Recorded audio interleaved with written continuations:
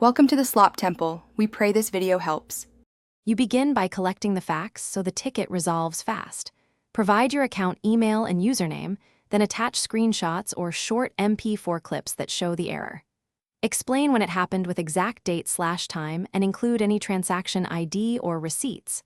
Once done, open Roblox support, choose the correct category, and paste a concise summary of the problem at the top.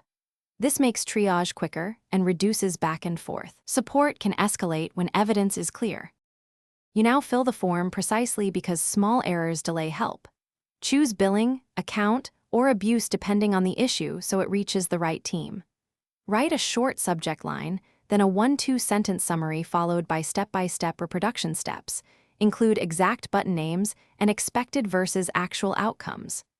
Attach your screenshots and receipts, select preferred language, and verify your contact email. This level of detail speeds diagnosis and prevents repeated requests. You finish by tracking and following up so the issue closes. Save the ticket ID and monitor your inbox and spam folder for replies. Respond fast with any new screenshots or logs. If you hear nothing after 72 hours, submit a concise follow-up referencing the ticket ID to prompt escalation.